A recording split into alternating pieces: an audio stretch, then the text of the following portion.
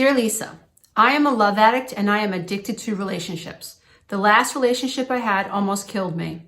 I am watching your videos and I realized I am most likely in withdrawal. I have struggled with eating disorders in the past, but this seems so much harder. Any insights would be appreciated. So today we're going to be talking about relationship withdrawal, love addiction withdrawal, and why it is so difficult to heal from this type of an addiction. I have my own theory. I am somebody who I believe was a love addict. I believe that love addiction, like Pia Melody believes, is rooted in abandonment, the fear of abandonment. If you have a fear of abandonment, that means that you've been abandoned. Hello, you know what it feels like. If you have been bitten by a dog, you have a fear of dogs because the dog bit you and you have an experience of pain. And your brain is designed to avoid pain. And the brain is designed to remember painful events. Why? So you can avoid them in the future. The problem is that we are stuck focusing on the pain. We are stuck trying to avoid future painful events, and we're not operating consciously. So we really don't understand the mechanisms by which we're operating. And so when we come from homes where we have experienced abandonment, we become adults that have attachment issues. We attach to everything. In some cases, we attach to nothing, which is also very sad, obviously.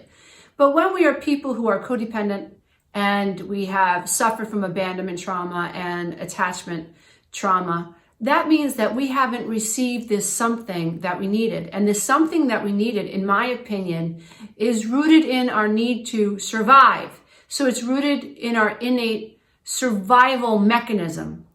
I am designed, and you are designed as tiny little infant human beings, as newborns, to come and to secure a healthy attachment. You come, this innocent little fragile newborn, completely dependent upon the people who have created you, right?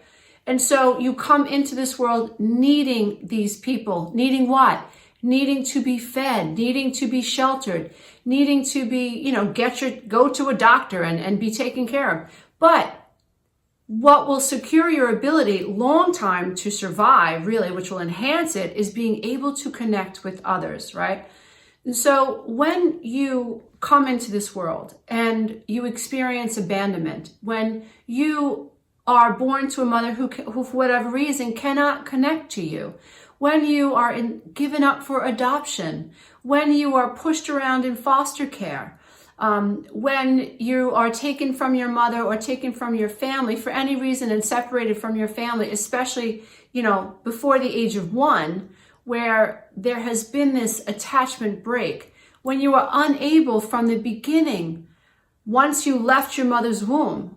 Remember, when you were in your mother's womb, everything was taken care of for you, even the temperature of the water that you were in, right? Everything was taken care of. You were fed, you were warm, everything was taken care of. Once you're born, you are now completely dependent on those outside of you. And so when those connections go awry, when your brain is sensing, things aren't the way they should be, when you go from being in a beautiful, peaceful experience of the womb, and let's face it, some of us were downloaded for dysfunction even before we left the womb, right? Studies are proving that our mother's state, vibrational state, mental state, emotional state, chemical state, biological state, psychological state affect us in the womb. Studies are proving that more and more. However, when you come from this womb experience and you leave the womb and you are completely dependent upon these people outside of you and they fail you for whatever reason, right? This isn't a pin the tail on the donkey video. This is like, can we just explain why it's so hard to recover from relationship addiction video? And the reason you're not crazy if you are finding it more difficult to heal from a relationship addiction than alcoholism. Or you're finding it more difficult to heal from your relationship addiction than some other type, from a shopping addiction or whatever. Because in my opinion, this is the way I look at it, is that relationship addiction is tied to abandonment.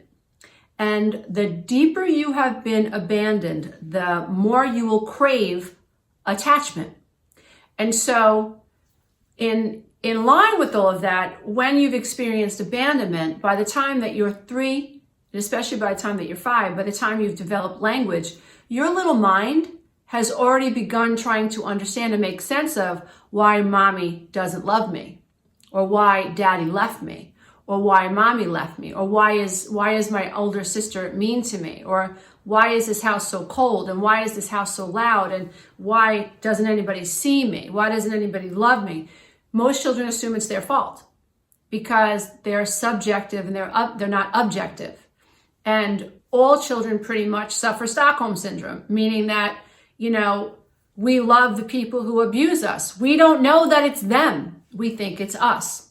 And I think there's a default safety measure in that, as dysfunctional as it is. When a child assumes it's their fault, then on some level, the child also assumes that they're going to be able to fix it.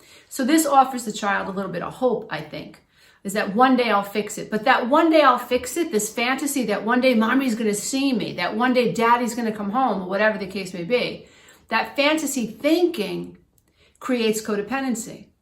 And what we do then is we don't recognize that below the veil of consciousness, we don't feel worthy, and we feel guilty, and we carry shame. So we have a brain that's in pain because of shame, and we don't realize that below the veil of consciousness, we have a narrative that's running, this tape that's running, I'm not good enough, I'm not good enough. And below that, we have these innate needs to bond with our tribe, or to bond, or to gain a secure attachment that was frustrated before we were turned a year old, in a lot of cases. And so below the veil of consciousness, we have all these mechanisms, right? Pain versus pleasure. It is good to bond, and it's bad to be alone, right? And so we run from the pain, and we do what we think is going to bring us pleasure, which is bond. Now, when we are codependent, and when we come from dysfunctional homes, what we don't realize is that we are seeking other people's approval. We want to feel validated. We want to gather this attachment. And oftentimes we end up becoming rescuers. We end up becoming fixers.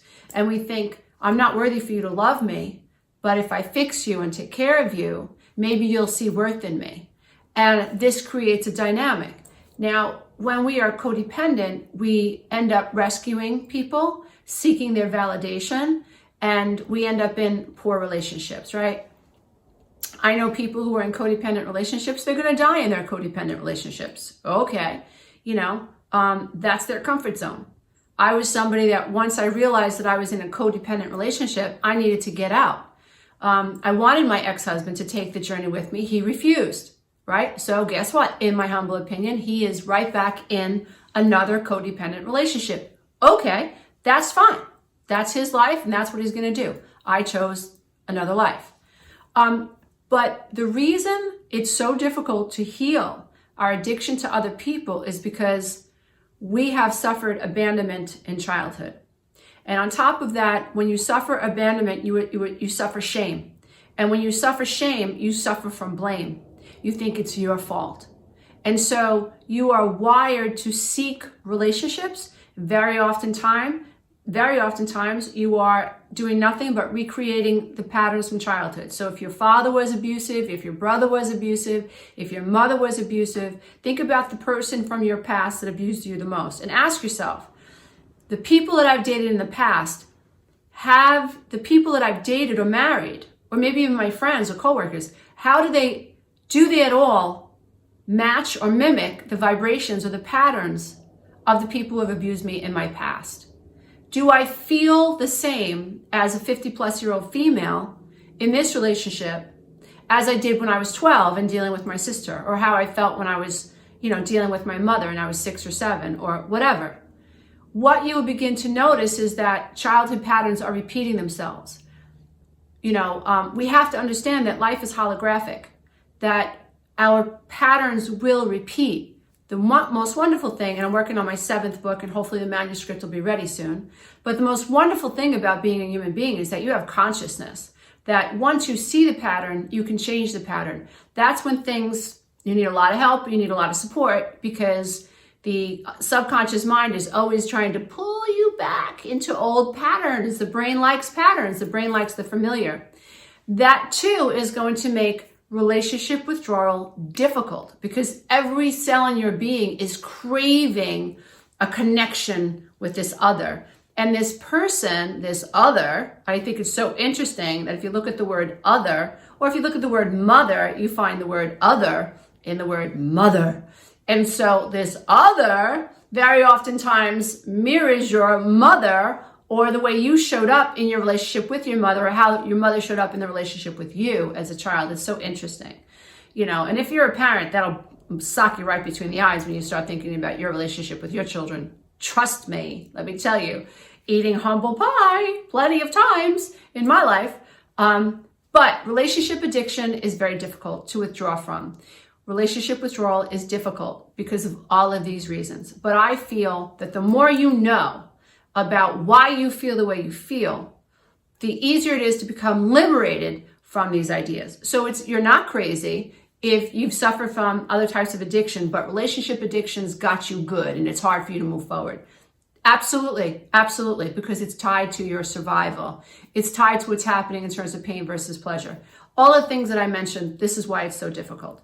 My name is Lisa Romano. I'm the Breakthrough Life Coach and best-selling author, and I've created an online program that can help you and parents who are struggling with codependency, who do not want to reinforce this pattern in their own children's lives. Or if you're a codependent and you keep attracting narcissistic others, or if you're a child from an alcoholic home, or if you're a child of narcissistic parents, I've created a 12-week breakthrough coaching program that can help you get to the bottom of it, help you heal yourself, and help you learn how to show up as your authentic self. Finally break through these patterns that have been keeping you stuck for so long. And if you'd like to listen to one of my books for free, you can do that. Just click one of the links below. Namaste, everybody. Until next time. Bye for now.